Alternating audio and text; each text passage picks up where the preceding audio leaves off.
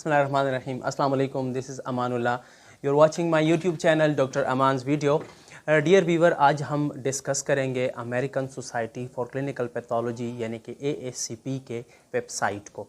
हम वेबसाइट को क्यों और किस तरह डिस्कस करेंगे।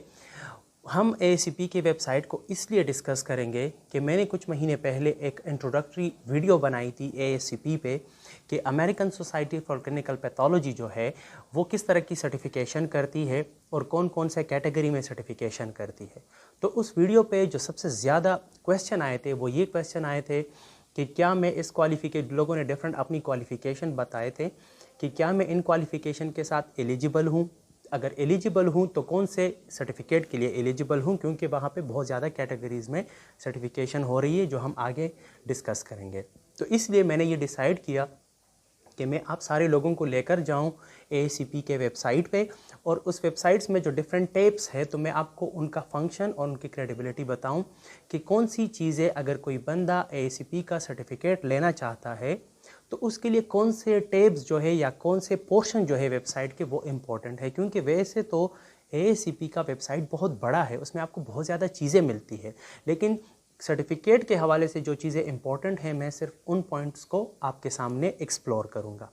अच्छा, वेबसाइट पे जाने से पहले मैं थोड़ा सा आपको ये बताऊं कि कोई भी बंदा जो नॉन US सिटीज़न है यानी कि अमेरिका का शहरी नहीं है, जैसे कोई पाकिस्तानी है, इंडिया का रिहायशी है, बांग्लादेश का है, नेपाल का है या किसी भी कंट्री का है लेकिन अमेरिकन नहीं है, तो American society of clinical pathology से अगर वो सर्टिफिकेट लेना चाहता है, इन अदर वर्ड या अगर वो लाइसेंस लेना चाहता है, तो उसके लिए ये ज़रूरी है कि वो पहले अपने जो एकेडमिक डॉक्यूमेंट है यानी अगर उसने BS किया है या डिप्लोमा किया है या MPhil या PhD की है तो उसके लिए ये ज़रूरी है कि वो अपनी इन एकेडमिक क्रेडेंशियल या एकेडमिक जो डिग्रीज़ है या सर्टिफिकेट्स जो है इनकी इवैल्यूएशन कराएगा अमेरिका के एक रिकमेंडेड एजेंसी से। क्योंकि American society for clinical pathology जो है वो 10 ऐसी एजेंसियां रिकमेंड करता है कि आप वहां से अपने डॉक्यूमेंट इवैल्यूएट करवा सकते हो।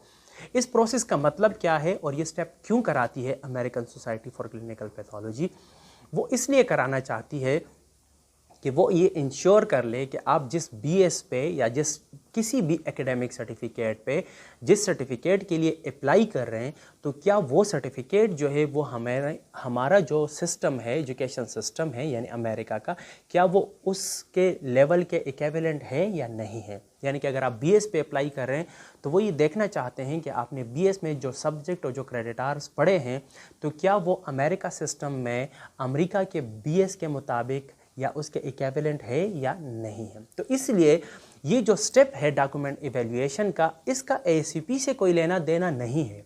ये AACP सर्टिफिकेट के लिए अप्लाई करने से पहले एक रिक्वायरमेंट है जो आप पूरा करेंगे और उसके लिए जो रिकमेंडेड एजेंसियां हैं उसकी लिस्ट वेबसाइट पे मौजूद है। मैं आप जब आप वेबसाइट पे लेकर जाऊंगा तो आप वेबसाइट पे देख लेंगे। तो उस एजेंसी में हर एजेंसी का तरीक़ाकार भी अलग है और हर एजेंसी के जो चार्जेस है और जो ड्यूरेशन है वो भी अलग है। तो आपने जब अप्लाई करना होता है तो इन सारी चीज़ों को देखना होता है। मैं उसमें से एक एजेंसी आपको बता दूंगा जो इंडिया और पाकिस्तान के लोग ज़्यादा यूज़ करते हैं क्योंकि उसके चार्जेस भी कम है और प्रोसेस भी रोबस्ट यानी कि क्विक प्रोसेस है, तो वो भी मैं आपको बता दूंगा। तो इसलिए आप लोगों ने इस चीज़ में कंफ्यूज नहीं होना कि कोई भी लेबॉर्ट्री प्रोफेशनल अगर AACP के किसी सर्टिफिकेट के लिए अप्लाई करता है तो सबसे पहले तो ऑफ कोर्स उसके पास अपनी एकेडमिक डिग्री या सर्टिफिकेट होना चाहिए। उसके साथ अगर कोई प्री रिक्विजिट क्लिनिकल ट्रेनिंग या एक्सपीरियंस है जिस सर्टिफिकेट के लिए अप्लाई कर रहे हैं आप, तो वो आपके पास होना चाहिए। और ये सारी चीज़ें आप जिस कंट्री में रहते हैं या जहाँ से आपका सोर्स है, जो ओरिजिन है, जहाँ से आपने पढ़ा है, तो जाहिर है आपको वहाँ से ऑलरेडी ये मिल चुकी होती है या आपके पास ऑलरेडी पड़ी होती है आपका एक्सपीरियंस, ट्रेनिंग और एकेडमिक डिग्री। इसके बाद जब आप AACP के लिए अप्लाई करने के लिए जाएंगे तो इससे पहले एक और रिक्वायरमेंट आती है, वो एवेल्यूएशन की है कि आपने अपने डॉक्यूमेंट एवेल्यूएट करने हैं और वो किसी से भी नहीं होते सिवाय उस 10 एजेंसियों के जो AACP ने रिकमेंड की है डॉक्यूमेंट एवेल्यूएशन के लिए। तो इसलिए डॉक्यूमेंट एवेल्यूएशन और AACP का प्रोसेस ये दो अलग अलग चीज़ें हैं। Document evaluation is a pre requisite for the application of AACP। तो इसलिए जब आप डॉक्यूमेंट एवेल्यूएट कर लेते हैं तो उस पर जितना पैसा आएगा या आपका जितना टाइम लगेगा वो एक रिक्वायरमेंट है जो आप पूरी कर लेते हैं। उसके बाद फिर आप दोबारा ACP के वेबसाइट पे आते हैं और आप ACP में अप्लाई करते हैं अपने जिस सर्टिफिकेट में आप इंटरेस्टेड हैं और उसके लिए आप एलिजिबल भी है। तो मैं आज इस वीडियो में फोकस करूंगा सर्टिफिकेशन पे कि कितने सर्टिफिकेट्स हैं जो नॉन US सिटीज़न के लिए अवेलेबल है, और उसके लिए अगर आप देखना चाहते हैं कि मैं एलिजिबल हूँ या नहीं हूँ तो उसके लिए आप एलिजिबिलिटी कैसे चेक कर सकते हैं। तो मैं ये कैमरा अब शॉर्ट करूँगा थोड़ी सी, तो आपको क्या नाम है डिस्टर्बेंस आएगी। मैं अब ये जो विंडो है इसको छोटा करता हूँ और फिर हम जाएंगे इंशाल्लाह वहाँ पे क्या नाम है वेबसाइट पे। अब ये देखें मैं जा रहा हूँ गूगल पे, ठीक है, गूगल पे मैं चला गया, ठीक है। आई एम सॉरी अगेन मेरी स्पीड कम है, आपको थोड़ा थोड़ा वेट करना पड़ेगा, तो इसके लिए मैं माजरत ही कर सकता हूँ और मेरे पास कोई अल्टरनेट नहीं है माजरत के अलावा। अब ये देखो ये हम आ गए जनाब आली वेबसाइट के अंदर। ये आप वेबसाइट के डिफरेंट टैब देख सकते हैं, ठीक है। अब ये जो व्यू है ये डेस्कटॉप व्यू है। यहाँ पे जब आप राइट कॉर्नर पे क्लिक करते हैं तो ये देखें ये डेस्कटॉप व्यू आपको नज़र आ रहा है। तो अगर आप लैपटॉप पे देखेंगे तो ये सारे टैब आपको इस तरह नज़र आएंगे। तो मैं थोड़ा सा बड़ा करता हूँ इन टैब्स को, ठीक है, ये बड़ा नहीं हो रहा बहरहाल चूँकि इसकी मैक्सिमम है। तो ये देखो ये पहला टैब जो है ये मेंबरशिप है, दूसरा टैब जो है वो लर्निंग का है। मैं थोड़ा सा चलो हाईलाइट भी कर लेता हूँ। ये देखो मेंबरशिप का पहला टैब है, फिर लर्निंग का दूसरा टैब है, फिर एडुकेसी एंड आउटरीच का है, फिर अबाउट ACP का है, फिर बोर्ड ऑफ सर्टिफिकेशन जो सबसे इम्पोर्टेंट है और आज हम फोकस करेंगे, और फिर न्यूज़ है, ठीक है, अगर ACP कोई न्यूज़ कर रहा है। तो ये जो व्यू है जो आपके नज़र सामने आ रहा है ये डेस्कटॉप व्यू है। अब अगर फॉर एग्जांपल आप डेस्कटॉप व्यू से हट के मोबाइल व्यू पे आना चाहते हैं तो फिर आपके सामने ये वेबसाइट इस तरह खुलेगा और आप जब नीचे जाएंगे, अभी डेस्कटॉप व्यू एक्टिवेट नहीं हुआ, ये देखें डेस्कटॉप व्यू एक्टिवेट हो गया। तो जब आप नीचे जाएंगे तो वो सारे जो आपको मैंने बताए थे ना जो टैब्स इस तरह वाइड प्रेजेंट थे, अब वो इस तरह हो जाएंगे। ये देखो मेंबरशिप, लर्निंग, ठीक है ना, एडुकेसी, और ये मैं थोड़ा सा आप दोबारा क्लिक कर लेता हूँ जी। ये देखें membership, learning, adequacy and outreach, about ACP, board of certification, news. अब ये देखो ये इस तरह आ जाएंगे अगर आप मोबाइल व्यू में जा रहे हैं, और अगर आप डेस्कटॉप व्यू में जाएंगे तो फिर ये अलग अलग इस तरह टैब आएगा। तो अब मैं लेकर चलता हूँ आपको काम की तरफ कि हमने करना क्या है। अच्छा, अब हम आते हैं बोर्ड ऑफ सर्टिफिकेशन, यानी कि अगर आप as a laboratory professional, as a aspirant कोई सर्टिफिकेट हासिल करना चाहते हैं AICP से, तो फिर आप जाएंगे मेरी जान बोर्ड ऑफ सर्टिफिकेशन पे, ठीक है। ये अब बोर्ड ऑफ सर्टिफिकेशन पे आपको मिलेंगी ये 4-5 टैब्स, जिसमें से पहला टैब अगर आप ये देखें तो पहला टैब आपके पास आता है, मैं ज़रा दोबारा आपको उस पर लेकर जाऊँ ताकि मैं साथ साथ इंडिकेट भी कर सकूं, ठीक है। आई एम सॉरी मुझसे थोड़ा सा, हाँ ये देखें, ये अब ये देख रहे हैं ये, आई एम सॉरी मैं इस चीज़ को एक्चुअली देना चाह रहा हूँ, हाँ अब हो गया, ठीक है। तो ये देखिए अगेन, अब अगर हम लोग क्या करना चाह रहे हैं कि हम लोग yes now I am sorry, ये देखो बोर्ड ऑफ सर्टिफिकेशन में गेट क्रीडेंशियल, यानी कि आप सर्टिफिकेट या क्रीडेंशियल लेना चाहते हैं। स्टे क्रेडेंशियल ये एक नई चीज़ है। स्टे क्रेडेंशियल का मतलब ये है कि अगर आपने ACP का लाइसेंस ले लिया तो हर 3 साल में ACP के लाइसेंस को मेंटेन रखने के लिए आपको कुछ छोटी छोटी रिक्वायरमेंट पूरी करनी पड़ती है। तो इसलिए गेट क्रेडेंशियल यानी कि एक दफ़ा सर्टिफिकेट हासिल कर लें, उसके बाद स्टे क्रेडेंशियल, फिर आप उस सर्टिफिकेट को मेंटेन रखें, अदरवाइज़ वो 3 साल के बाद एक्सपायर हो जाता है। वेरीफाई क्रेडेंशियल, अगर किसी के क्रेडेंशियल आपने वेरीफाई करने हैं, प्रोग्राम डायरेक्टर है, अबाउट BO के है, ठीक है ना, यानी कि बोर्ड ऑफ सर्टिफिकेशन। अब इसमें से जो सबसे अहम चीज़ है ना गेट क्रेडेंशियल पे मैं आपको लेकर जाऊंगा कि गेट क्रेडेंशियल क्या चीज़ है। अगेन नेट स्लो है थोड़ा सा, जब ये जाएगा तो ऑफ कोर्स ये टाइम लेगा। ये देखो ये ऊपर हिल रहा है गेट क्रेडेंशियल का, पता नहीं क्यों इतना स्लो है जी। ये हम आ गए नीचे, ठीक है।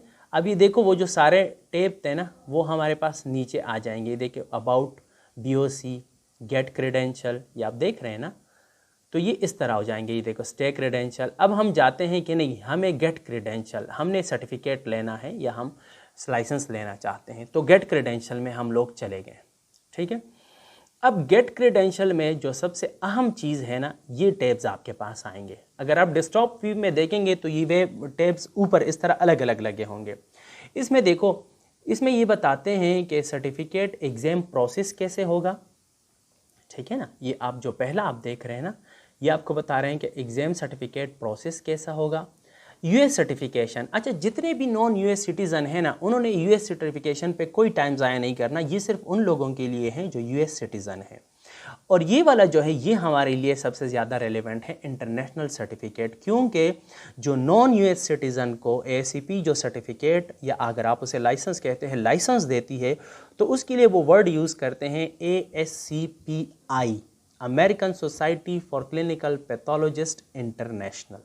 तो ये सारे वो लोग जो नॉन यूएस सिटीज़न हैं वो इंटरनेशनल सर्टिफिकेट्स में से देखेंगे कि किस सर्टिफिकेट में मैं इंटरेस्टेड हूँ और क्या मैं एलिजिबल भी हूँ या नहीं हूँ। ये एक टाइप क्वालिफिकेशन का आता है, क्योंकि American society for clinical pathology कुछ क्वालिफिकेशन भी करवाती है। उसमें से एक प्री रिक्विजिट एक्सपीरियंस और ये सारी चीज़ें होती हैं। अगर आप उस कैटेगरी में फॉल करते हैं तो आप एग्ज़ाम देते हैं और एग्ज़ाम के बाद वो आपको वो सर्टिफिकेट दे देता है। तो ये क्वालिफिकेशन भी मैं आपको बता दूंगा। स्टेट लाइसेंस्योर का मतलब ये है कि अमेरिका के जो डिफरेंट स्टेट्स हैं तो वहाँ पर कौन कौन से लाइसेंस और उसकी क्या क्या एलिजिबिलिटी है और क्या एलिजिबिलिटी नहीं है, तो वो कोई बंदा अगर अमेरिका में इंटरेस्टेड है तो उनके लिए है। अगेन मैं आपको बताऊँ कि हमारे लिए इंटरनेशनल सर्टिफिकेट वाला टैब और थोड़ा सा मैं डिस्कस करूंगा सर्टिफिकेट एग्जामिनेशन प्रोसेस कि अगर आप एसीपी के किसी भी एग्ज़ाम में अपीयर होकर सर्टिफिकेट लेना चाहते हैं तो उसका प्रोसेस क्या होगा। ठीक है, अब हम चलते हैं दोबारा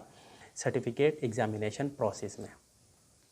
ये अब देखें, अब ये जो है ना, ये नीचे जो शुरू हुआ, ये मैं थोड़ा सा अगेन ये देखें, सर्टिफिकेट एग्जामिनेशन प्रोसेस को हमने टेक किया तो ये इन उसमें सेक्शंस में डिवाइडेड है कि गेट रेडी टू अप्लाई, फिर गैदर द डॉक्यूमेंट, यानी कि पहले ये वो आपको कहता है कि आप रेडी हो जाए अप्लाई करने के लिए। उसमें से फिर वो कहता है कि जनरल इन्फॉर्मेशन क्या है। ठीक है, मैं थोड़े थोड़े ये अभी टैब खोलूँगा तो आपको बताऊँगा भी कि जनरल इन्फॉर्मेशन क्या है। Determine category and exam routes, आप ये डिटरमाइन करें कि आप कौन से कैटेगरी के लिए एलिजिबल है और हर कैटेगरी के लिए अप्लाई करने के लिए 5-5 रूट होते हैं। तो आप जिस रूट से एलिजिबल होंगे आप उसी रूट से अप्लाई करेंगे। अगर आपने किसी ऐसे रूट से अप्लाई किया कि आप उसे एलिजिबल नहीं है तो आपकी फ़ीस भी ज़ाया हो जाएगी और आपका वक्त भी ज़ाया हो जाएगा। तो इसलिए ये बहुत ज़्यादा ज़रूरी है कि आप ये डिटरमिन करें कि मेरी कैटेगरी क्या है और मेरा रूट क्या है।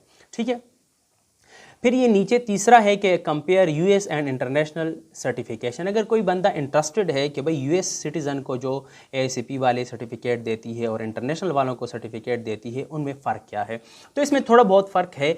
वो ये है कि कुछ पे आप अमेरिका में डायरेक्ट जॉब्स के लिए एलिजिबल नहीं होते, सॉरी जॉब्स के लिए तो एलिजिबल होते हैं लेकिन वो आपके लिए जो दूसरे उनके फेडरल रूल है या जो वीज़े के रूल्स हैं तो वो उसको सरकमवेंट नहीं करती, यानी कि उसको ख़त्म नहीं करती, वो फिर भी आपको फॉलो करने होते हैं। और कुछ इंटरनेशनल सर्टिफिकेट ऐसे हैं जो यूएस में जॉब के लिए एलिजिबल नहीं है, जिसमें साइटोटेक्नोलॉजिस्ट है और गायनाकोलॉजी टेक्नोलॉजिस्ट है, एक्सोटेक्नोलॉजिस्ट है। अगर वो सर्टिफिकेट आपने लिए हैं तो फिर भी आप यूएस में जॉब के लिए एलिजिबल नहीं है। ठीक है, अच्छा दूसरा गैदर डॉक्यूमेंट, तो अगर आपने सबमिट एप्लीकेशन, ठीक है, तो यूएस एसीपी की रिक्वायरमेंट क्या है और इंटरनेशनल की क्या है, तो हमने इसको समझना है क्योंकि हम तो यूएस सिटीज़न नहीं है और ना हम यूएस मिलिट्री वाले हैं और ना हम यूएस सिटीज़न हैं, तो ये हमारे नहीं है, हमने इस वाले को समझना है इसमें। ठीक है, अब थोड़ा सा नीचे जाते हैं। तीसरा स्टेप बिफोर एग्ज़ाम, तो स्केजुअल और रीस्केजुअल अ टेस्ट डेट, कि आप अपना टेस्ट डेट कैसे स्केजुअल करोगे। फिर स्टडी मटेरियल आपको कहाँ से मिलेगा, आपने कौन कौन सी चीज़ें पढ़नी है जिस कैटेगरी में आप एग्ज़ाम दे रहे हैं। एग्ज़ाम वाले दिन टेस्ट सेंटर में आपके साथ क्या होगा और एग्ज़ामिनेशन आपने कैसी देनी है। आफ्टर एग्ज़ाम अगर आप पास या फेल होते हैं तो ये सारी चीज़ें आपको मिल सकती है। अच्छा मैं थोड़ा सा आपको नीचे लेकर आऊँ ना, एलिजिबिलिटी के लिए इन्होंने एक एलिजिबिलिटी कैलकुलेटर ही बोल दे या चेक लिस्ट बोल दे, वो दिए हैं। ये देखें, मैं अगेन थोड़ा सा हाईलाइट कर दूं, ये देखें BOC एलिजिबिलिटी असिस्टेंट, यानी कि board of certificate eligibility assistant है।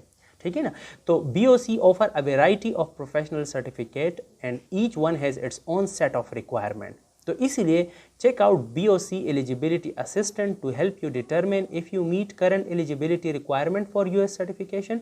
तो ये आप चेक योर एलिजिबिलिटी से कर सकते हैं। लेकिन फिर भी मैं आपको ये बताऊं, क्योंकि ये आर्टिफिशियल इंटेलिजेंस है तो बेहतर ये है कि मैं जो आपको आगे सर्टिफिकेट बताऊंगा इंटरनेशनल सर्टिफिकेट, तो उनके नीचे लिखी हुई क्राइटेरिया जो है ना उसको डिटेल से पढ़ के समझ ले कि हाँ मैं यहाँ फॉल करता हूँ या नहीं करता। और वो कोई लंबा चौड़ा काम नहीं है, आप नाम से ही समझ जाएंगे कि मैं कहाँ फॉल करता हूँ।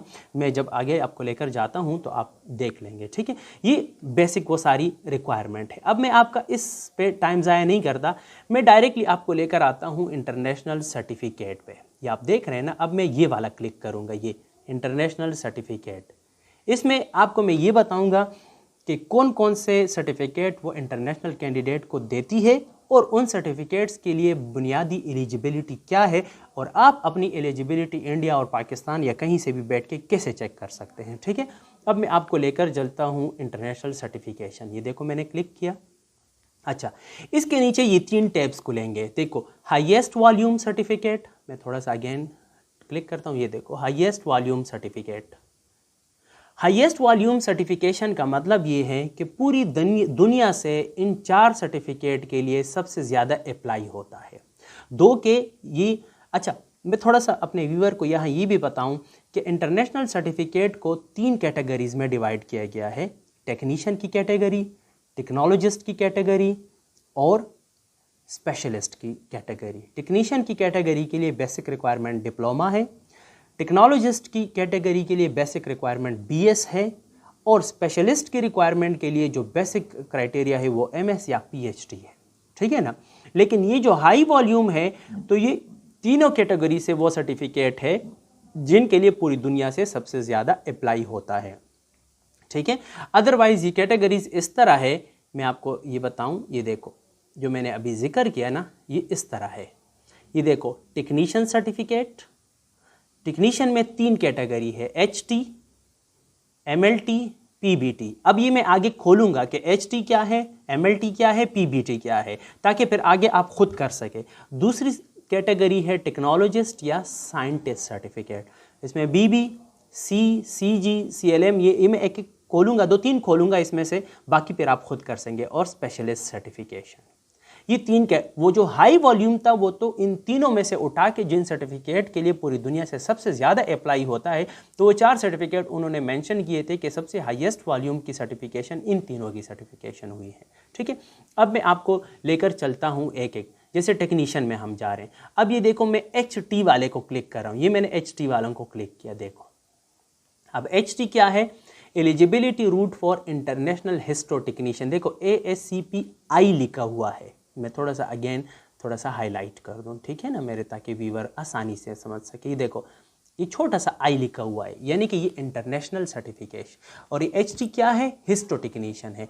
अब मैं इसको थोड़ा सा ना डिटेल से पढ़ता हूँ ताकि आप आगे समझ सकें कि हमने इस एलिजिबिलिटी को कैसे समझना है। अब ये देखो यहाँ स्ट्रेट अवे लिखा है कि an applicant must be able to verify that they meet all eligibility requirement. उसमें से एलिजिबिलिटी रिक्वायरमेंट्स में क्या क्या चीज़ें होती हैं, यूजुअली एजुकेशन, ड्यूरिंग एजुकेशन उसमें ट्रेनिंग एंड और एक्सपीरियंस, यानी कि एक्सपीरियंस या एजुकेशन एक्सपीरियंस या ट्रेनिंग दोनों भी हो सकते हैं या इनमें से एक भी हो सकता है, वो डिपेंड करता है सर्टिफिकेट पे। तो एलिजिबिलिटी के लिए बुनियादी तौर से 3 चीज़ें हैं, एजुकेशन, ट्रेनिंग एंड और एक्सपीरियंस। अब हम चलते हैं for complete information see the document. अच्छा, यानी कि अगर आपको कंप्लीट इन्फॉर्मेशन चाहिए तो डॉक्यूमेंट का एक टैब है जो हम आगे पढ़ेंगे, जो हर कैटेगरी में आपको रिक्वायर्ड होते हैं, ठीक है ना। Section of the website on the links under applicant resource on the right side of this page, ठीक है नहीं सर। अच्छा, अब आते हैं एलिजिबिलिटी समझनी आपने कैसी है। To be eligible for this exam, मैं थोड़ा सा अगेन अगर हाईलाइट कर दूं तो मेरे व्यूवर ज़्यादा अच्छा साइज समझ लें। सॉरी मैं थोड़ा सा टाइम ले रहा हूं, लेकिन मेरी ख्वाहिश है क्योंकि हमारे पाकिस्तान, इंडिया और बांग्लादेश इन सारे लोगों को ना थोड़ा सा वेबसाइट्स समझने में भी प्रॉब्लम आता है। मैं अपने यहाँ खुद यूनिवर्सिटी में जब स्टूडेंट्स को कहता हूँ तो वो वेबसाइट पढ़ते तो हैं पर समझ नहीं पाते, इसलिए मैं थोड़ा सा डिटेल कर रहा हूँ, ठीक है। अभी देखो यहाँ लिखा है to be eligible for this examination category an applicant must satisfy the minimum requirement. उसमें से क्या है, for degree the stated degree और हायर, यानी कि जो डिग्री है मिनिमम या वो होगी या उससे हाई होगी, for at least one of the following route. अब देखें ना, हिस्टो टेक्नीशियन के लिए इनके पास 2 रूट है, रूट 1 एंड रूट 2, और ये लेबॉर्ट्री एक्सपीरियंस है तो वो भी हम क्लिक करेंगे कि लेबॉर्ट्री एक्सपीरियंस क्या है, ठीक है। अब मैं जाता हूँ रूट 1 में। देखो रूट 1 में वो हमें बता रहा है कि हाई स्कूल कंप्लीशन और इक्विवेलेंट। हाई स्कूल कंप्लीशन का मतलब ये है कि मैट्रिक प्लस कोई डिप्लोमा जो एफएससी के यानी कि 12 साल एजुकेशन के बराबर हो, जो 12 ईयर एजुकेशन के बराबर हो, उसे हाई स्कूल कंप्लीशन या इक्विवेलेंट कहते हैं। यानी कि आपने कोई 12 ईयर एजुकेशन की है या आपने कोई ऐसी टेक्निकल एजुकेशन की है लेकिन आपके पास इक्विवेलेंस है कि ये 12 ईयर एजुकेशन के बराबर है, तो इसलिए इक्विवेलेंट का वर्ड लिखा होता है। एंड इसके साथ और क्या चाहिए? Successful completion of an accredited approved histotechnician clinical training programs which include an internships in histotechnology. This histotechnician clinical training program and internship must be completed after high school completion. कह रहे हैं कि इसके साथ साथ आपके पास एक successful training programme completion certificate होना चाहिए और वो सर्टिफिकेट आपने डिप्लोमा या हाई स्कूल की कंप्लीशन के बाद किया हो। अच्छा, यहाँ अक्सर हमारे लोग फिर परेशान हो जाते हैं कि एक्रेडिटेड या अप्रूव्ड किसे कहते हैं। नीचे इन्होंने एक्सप्लेन किया है कि एक्रेडिटेड या approved by a governing regulatory association और मिनिस्ट्री, यानी कि आप जिस मुल्क में हैं तो आपके मुल्क में जो गवर्निंग बॉडी है या कोई मिनिस्ट्री है जो एजुकेशनल इंस्टीट्यूट को गवर्न करती है या रेगुलेट करती है, तो उससे वो रजिस्टर हो। जैसे मैं अगर आपको पाकिस्तान की एग्जांपल दूं तो हायर एजुकेशन के लिए higher education commission of Pakistan है और जो स्कूल एजुकेशन है तो उसके लिए डिफरेंट बोर्ड्स हैं। तो अगर आपका सर्टिफिकेट यूनिवर्सिटी से डिग्री है तो फिर वो HEC से रजिस्टर्ड होने, यानी कि आपका वो इंस्टीट्यूट HEC से रजिस्टर्ड हो, या अगर आपने बोर्ड से किया है तो वो बोर्ड जो है वो एलिमेंट्री एंड सेकेंडरी जो डायरेक्टरेट होता है तो वो बोर्ड वहाँ से डिक्लेयर बोर्ड होना चाहिए, और जाहिर है बोर्ड जब होता है तो वहीं से डिक्लेयर ही होता है। और इंडिया के जो लोग हैं तो उनके यहाँ मेरे ख्याल से यूनिवर्सिटी ग्रांट कमीशन है, UGC है। तो अगर कोई यूनिवर्सिटी या कोई इदारा UGC से है या मिनिस्ट्री से अप्रूव्ड है तो इट मीन दैट कि वो ठीक है अगर आपने वहाँ से लिया है। तो इसका ये मतलब है countries without a prevalent system of accreditation approval must have program educational institute approved by an international advisory board appointed by the ASCP board of certification, और eligibility will be determined by an acceptable transcript evaluation. The foreign degree must be equivalent to a US degree. मतलब कुछ countries ऐसी भी हैं जो हमारे ममालिक का मसला नहीं है, जहाँ पे इस तरह प्रॉपर एक्रेडिटेशन बॉडीज़ नहीं होती, जैसे हमारे यहाँ बड़े बड़े कमीशन है, जैसे मालदीव वगैरह के छोटे कुछ ममालिक में ये प्रॉब्लम है। तो वहाँ पे फिर ASCP ने अपने बोर्ड बनाए हैं, वहाँ से वो लोग करवा सकते हैं, जो कि हमारे ममालिक का मसला नहीं। अब ये रूट 2 आप पढ़ ले, देखो रूट 2 में ये कह रहे हैं 2-year diploma from an accredited या अप्रूव्ड एजुकेशनल इंस्टीट्यूट। अगेन अगर आपका एजुकेशनल इंस्टीट्यूट आपके कंट्री के जो रेगुलेटरी बॉडी है उससे रजिस्टर्ड है, that's fine. And 1 year of acceptable clinical experience in a histotechnology laboratory, या 1 year of acceptable veterinary industry और research experience in a histopathology laboratory. अब ये बहुत ज़्यादा क्लियर है, 2 साल का डिप्लोमा और उसके साथ 1 साल क्लिनिकल एक्सपीरियंस हिस्टोपैथोलॉजी लेबोरेटरी में या वेटरनरी लैब में या इंडस्ट्री में या रिसर्च एक्सपीरियंस जो हिस्टोपैथोलॉजी लेबोरेटरी में हो। ठीक है, अगर आपके पास ये है तो आप एलिजिबल हैं, आप अप्लाई कर दें हिस्टोटेक्नीशियन के लिए। लेबोरेटरी एक्सपीरियंस को नीचे इन्होंने थोड़ा सा एक्सप्लेन किया है। टू फुल मैं थोड़ा सा हाईलाइट भी कर दूँ, ये देखो To fulfill the experience requirement for the International Histotechnician examination, you must have experience in all of the following area. अब क्रिस्टल क्लियर केस है कि अगर आप हिस्टोटेक्नीशियन के लिए अप्लाई कर रहे हैं तो जो आपका एक्सपीरियंस है तो उसमें ये ज़रूरी है कि आपने यहाँ काम किया हो, फिक्सेशन में, एम्बेडिंग या माइक्रोटोमी में, प्रोसेसिंग में, स्टैनिंग में, लेबोरेटरी ऑपरेशन में, यानी कि जो बेसिक टेक्निक्स है या स्किल्स है जो हिस्टोटेक्नोलॉजी में या हिस्टोलॉजी में एक लेबोरेटरी प्रोफेशनल को आने चाहिए। तो आपके एक्सपीरियंस में ये चीज़ मेंशन होनी चाहिए या आपका एक्सपीरियंस यहाँ होना चाहिए, तो बस फिर आप एलिजिबल हैं। तो ये तरीका है इनको समझने के लिए, ठीक है ना। अब ये मैं फॉर एग्जांपल दूसरे सर्टिफिकेट की तरफ आपको लेकर चलता हूँ, मैं अगेन ऊपर जाता हूँ, ये देखें। अब अगर आप देखते हैं ना, हमने HT क्लिक किया था, अब मैं लेट्स से MLT क्लिक करता हूँ। सेकंड वन आप देख रहे हैं, चलो मैं अगेन हाईलाइट कर लेता हूँ, थोड़ा सा आपका टाइम फिर ज़ाया करता हूँ। ये देखो अब मैं MLT को क्लिक कर रहा हूँ, ठीक है ना। अब ये देखो मैंने MLT क्लिक किया, देखो eligibility route for international medical laboratory technician. अब वेरी सिंपल, अब ये कह रहे हैं to be eligible for this examination category में नीचे यहाँ पे डायरेक्ट आ गया। An applicant must satisfy the minimum requirement, जिसमें से डिग्री की है और या उसकी। अब यह अगेन 3 रूट है, तो मैं रूट 1 को क्लिक कर रहा हूँ। अब ये देखो सिंपल लिखा हुआ है, 2 year diploma from an accredited या approved technical institute in medical laboratory sciences. यानी कि कोई भी इंस्टीट्यूट, जैसे हमारे यहाँ पाकिस्तान में मेडिकल फैकल्टी डिप्लोमा कराती है, पंजाब की मेडिकल फैकल्टी अपनी है, केपी की अपनी है, सिंध की अपनी है, ये सारे जो है वहाँ से। तो अगर आपने किसी ऐसे इंस्टीट्यूट ने डिप्लोमा किया है जो मेडिकल फैकल्टी के साथ रजिस्टर्ड है, ठीक है, और उसमें क्या है कि which include training in blood banking, chemistry, haematology and microbiology. और हम सबको पता है कि डिप्लोमे के दौरान 1 साल कोर्स पढ़ाया जाता है और 1 साल ट्रेनिंग कराई जाती है। तो अगर आपने ये किया है तो आप एलिजिबल हैं, ठीक है। इसी तरह अब मैं रूट 2 को क्लिक कर रहा हूँ, ये आप देख रहे हैं। अब ये देखो, very simple, 2 year diploma from an accredited educational institute in biological sciences या केमिस्ट्री, ठीक है। और उसके साथ साथ अगर आपने successful completion of MLT science training programme किया है और the training programme must include blood banking, chemistry, haematology and microbiology, तो आप एलिजिबल हैं। अब समझ रहे हैं ना। अब रूट 3 को मैं क्लिक कर रहा हूँ।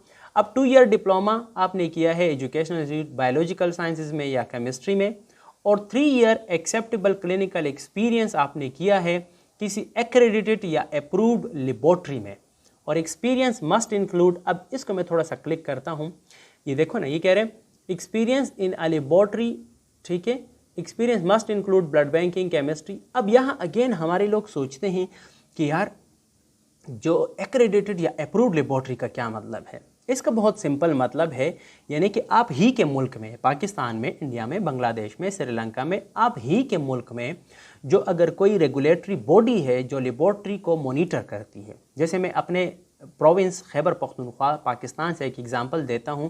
हमारे यहाँ हेल्थ केयर कमीशन है, इस्लामाबाद में भी हेल्थ केयर कमीशन है जो हमारा कैपिटल है पाकिस्तान का।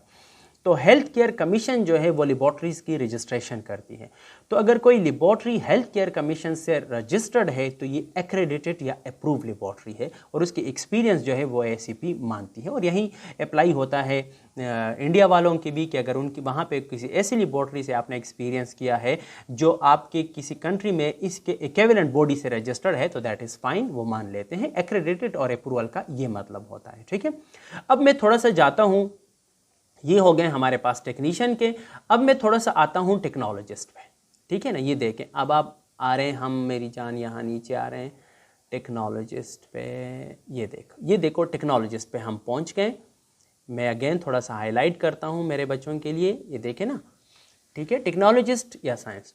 अब आप इसको ये देखो BBCCG, मैं इसमें से BB खोलूंगा पहला वाला ताकि आपको समझ आए, और फिर मैं स्ट्रेट अवे MLS खोलूंगा, ठीक है ना, जिसमें बहुत ज़्यादा लोग फॉलो करते हैं कि आपने कैटेगरी को कैसे समझना है और एलिजिबिलिटी को कैसे समझना है। लेट्स से अब मैं BB को क्लिक कर रहा हूँ।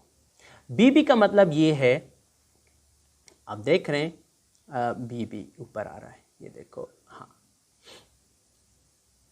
ये हो गया BB, eligibility route for international technologist in blood banking. जो BB वाला था वो क्या था, वो international technologist in blood banking था। यानी कि आप टेक्नोलॉजिस्ट का लाइसेंस लेना चाहते हैं लेकिन सिर्फ ब्लड बैंकिंग में, यानी कि एक चीज़ में आप टेक्नोलॉजिस्ट लेना चाहते हैं, स्पेशलाइज लेना चाहते हैं। तो इसमें अगेन ये कहते हैं कि आपके लिए ज़रूरी है, ये देखो यहाँ हर उसमें सेम चीज़ लिखी होती है कि to be eligible for this examination category an applicant must satisfy the minimum requirement for degree फलाना फलाना of at least one of the following route. अब इसमें route 1, route 2, route 3, route 4, route 5, और उसमें क्लिनिकल लेबोरेटरी जो मांगते, एक्सपीरियंस जो मांगते हैं, वो एक्सपीरियंस इन्होंने यहाँ एक्सप्लेन किया होता है कि वो क्लिनिकल लेबोरेटरी एक्सपीरियंस आपका कहाँ होना चाहिए, ठीक है। अब मैं रूट 1 को क्लिक कर रहा हूँ, वेरी सिंपल। रूट 1 में ये कह रहे हैं कि वैलिड MLS सर्टिफिकेट आपके पास पहले से एक MLS सर्टिफिकेट होना चाहिए, ठीक है। And a baccalaureate degree from an accredited या अप्रूव्ड एजुकेशनल इंस्टीट्यूट। अगेन यहाँ लोग हमारे यहाँ क्या सोच में पड़ जाते हैं कि बैक्लौरेट डिग्री क्या है। बैक्लौरेट डिग्री जो है आपकी BS की डिग्री है, जो आपको 16 ईयर एजुकेशन या कुछ कंट्रीज़ में 3 ईयर का BS होता है। तो अगर आपको मिलती है ये डिग्री किसी यूनिवर्सिटी से, अगेन यहाँ एक्रेडिटेड या अप्रूव्ड एजुकेशनल इंस्टीट्यूट का वही मतलब है, तो फिर आप एलिजिबल है। बैक्लौरेट डिग्री आपकी बैचलर की डिग्री की बात हो रही है, ठीक है ना। आपने इस वर्ड से कंफ्यूज नहीं होना, ठीक है। अब जाहिर है हमारे यहाँ लोगों के पास अगर कोई सर्टिफिकेट, इट मीन दैट आप इस रूट से एलिजिबल नहीं है। रूट 2 में मैं जाता हूँ। रूट 2 में स्ट्रेट अवे लिखा है baccalaureate degree from an accredited approved educational institute in biological sciences या केमिस्ट्री, और baccalaureate degree from an accredited approved educational institute with a combination of 30 semester hours in biology and chemistry which may be obtained with in or in addition to the baccalaureate degree। Simple लिखा है, आपके पास BS की degree है biological sciences में या chemistry में, या आपने ऐसे कोई डिग्री ली है जिसमें 30 सेमेस्टर आपने बायोलॉजी और केमिस्ट्री को कंबाइन करके पढ़ा है, तो आप उसके साथ साथ and 1 year of acceptable clinical experience in blood banking in an accredited approved laboratory, और इसके साथ 1 साल अगर आपने ब्लड बैंकिंग में एक्सपीरियंस किया है और वो ब्लड बैंक रजिस्टर्ड है तो आप इस रूट से एलिजिबल है। रूट 3 में जाते हैं। रूट 3 में इसने स्ट्रेट अवे लिखा है, अगेन बैक्लॉरेट डिग्री है, ठीक है, बायोलॉजिकल साइंस में, केमिस्ट्री में, या आपने अगेन वहीं 30 सेमेस्टर बायोलॉजी केमिस्ट्री को पढ़ा है और इसके साथ ब्लड बैंकिंग में आपने क्लिनिकल ट्रेनिंग प्रोग्राम किया है जिसमें से इंटर्नशिप भी हो सकता है। अगर आपने जॉब नहीं किया, आपका एक्सपीरियंस नहीं है, लेकिन इंटर्नशिप की है जो फ्री ऑफ कॉस्ट है, तो आप फिर भी एलिजिबल हैं। ये तरीका है समझने के लिए। अब मैं आपको सीधा लेकर जाता हूँ MLS में, क्योंकि वीडियो बहुत लंबी हो रही है हमारी और मेरे व्यूअर बोर ना हो जाए। अब मैं MLS में स्ट्रेट अवे लेकर जाता हूँ, ठीक है। ये आप देख रहे हैं मेरी जान के अगेन रूट 1 2 3 4 5 तक हैं। अब रूट 1 में हम जाते हैं।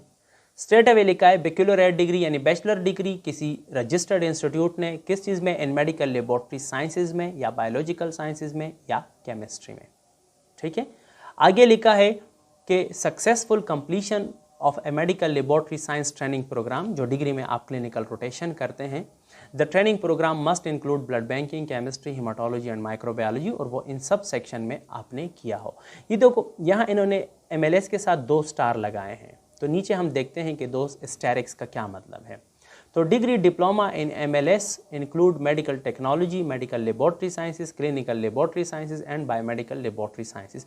ये वो सारे टाइटल है जो दुनिया के मुख्तलिफ कोनों में यूज़ होते हैं। जैसे पाकिस्तान में MLT भी यूज़ होता है, MLS भी यूज़ होता है, UK में CLS यूज़ होता है, और UK और कुछ आयरलैंड वगैरह में BLS यूज़ होता है, यानी कि बायोमेडिकल लेबोरेटरी साइंसेस। तो इन सब को मेडिकल लेबोरेटरी साइंस ही माना जाता है। ये एक्सप्लेनेशन उन्होंने नीचे की है। इसी तरह रूट 2 है, बैचलर डिग्री है MLS में, मेडिकल लेबोरेटरी साइंसेज में, और 3 year of acceptable clinical experience है किसी भी अप्रूव्ड लेबोरेटरी में, और एक्सपीरियंस में लाजमी ब्लड बैंकिंग, केमिस्ट्री, हेमाटोलॉजी और माइक्रोबायोलॉजी होनी चाहिए। तो इस तरह आप बहुत सारी चीज़ों को देख सकते हैं। अब कुछ लोग ऐसे भी हैं जिन्होंने MLS यानी कि मेडिकल लेबोरेटरी की उनकी क्वालिफिकेशन नहीं है, तो वो भी कर सकते हैं। जैसे मैं M पे क्लिक कर रहा हूँ, ये देखें, अब ये इंटरनेशनल टेक्नोलॉजिस्ट इन माइक्रोबायोलॉजी है। आप स्पेशलिटी में लाइसेंस ले या आप स्पेशलिटी में सर्टिफिकेट ले ले माइक्रोबायोलॉजी में। अब मैं रूट 1 पे जाता हूँ लेट से, ठीक है। अगेन वैलिड सर्टिफिकेट है, बहुत सारे लोगों के साथ नहीं होता, तो डायरेक्ट रूट 2 पे आ जाते हैं। देखो रूट 2 में लिखा है बैक्लॉरेट डिग्री होनी चाहिए आपके पास बायोलॉजिकल साइंसेज में, केमिस्ट्री में। अच्छा, माइक्रोबायोलॉजी की डिग्री बायोलॉजिकल साइंसेज में ही फॉल करती है, ठीक है। हाँ, इसी तरह आप रूट 3 में चले जाएं। स्ट्रेट अवे लिखा है बैक्लॉरेट डिग्री बायोलॉजिकल साइंसेज या केमिस्ट्री में हो, और उसके साथ successful completion of a microbiology clinical training programs हो, जिसमें आप इंटर्नशिप भी कह सकते हैं। अगर आपने किसी लैब में इंटर्नशिप किया है तो वो भी एलिजिबल है। इसी तरह रूट 5 है। रूट 5 में ये है कि अगर आपने मास्टर डिग्री की है माइक्रोबायोलॉजी में या अप्रोप्रिएटली रिलेटेड फील्ड यानी बायोटेक्नोलॉजी, और ये सारी चीज़ें आ जाती है उसमें, और उसके साथ आपने 6 month एक्सेप्टेबल क्लिनिकल एक्सपीरियंस है माइक्रोबायोलॉजी में किसी अप्रूव्ड लेबोरेटरी में, तो आप एलिजिबल हैं, आप आराम से चले जाएं, ठीक है। रूट 5 है, आपके पास मेडिकल लेबोरेटरी है, बैक्लॉरेट डिग्री है MLS में, मेडिकल लेबोरेटरी टेक्नोलॉजी में, और सक्सेसफुल कंप्लीशन है आपके पास MLT में, लेकिन आप चाहते हैं कि मैं माइक्रोबायोलॉजी में स्पेशलाइज होना चाहता हूँ, तो आप यहाँ चले जाएँ, ठीक है ना। इसी तरह और बहुत सारे लोगों के लिए इसमें अपॉर्चुनिटीज़ है, सिर्फ MLT वालों के लिए नहीं है। ये आप देखें, मैं यहाँ पे जाता हूँ MB। अब ये देखें MB इंटरनेशनल टेक्नोलॉजिस्ट इन मॉलिक्यूलर बायोलॉजी, तो मॉलिक्यूलर बायोलॉजी में आप जाना चाहते हैं। H हिस्टोटेक्नोलॉजी में आप टेक्नोलॉजिस्ट इन हेमाटोलॉजी में आप जाना चाहते हैं। एक तो ब्लड बैंकिंग है, एक हेमाटोलॉजी अलग है। आप देखें, आप CT में जाना चाहते हैं, इंटरनेशनल साइटोटेक्नोलॉजिस्ट। तो ये बहुत सारी कैटेगरीज आपके लिए अवेलेबल है। और इसी तरह जब हम आगे जाते हैं स्पेशलिस्ट सर्टिफिकेट में, तो वो लोग जिनकी बेसिक MLT की कोई क्वालिफिकेशन नहीं है, तो वो भी स्पेशलिस्ट सर्टिफिकेट में आना चाहते हैं, तो वो आना चाहते हैं। जैसे मैं SM पे क्लिक करता हूँ, ये आप देखें, ये सारे स्पेशलिस्ट हैं ना, SC है, SCT है, ये आप खोल के देख सकते। मैं SM को खोल रहा हूँ, ठीक है ना। अब मैंने SM को खोला। SM को खोलने के बाद मुझे पता चला कि ये सर्टिफिकेट है स्पेशलिस्ट इन माइक्रोबायोलॉजी। अब अगर कोई बंदा माइक्रोबायोलॉजिस्ट है और वो स्पेशलिस्ट लाइसेंस लेना चाहे तो वो ले सकता है, ठीक है। अब इसके लिए ये सारे रूट हैं, रूट 1, 2, 3, 4, 5, 6, और लेबोरेटरी या टीचिंग एक्सपीरियंस दोनों पे आप एलिजिबल होते हैं। इन्होंने नीचे ये एक्सप्लेन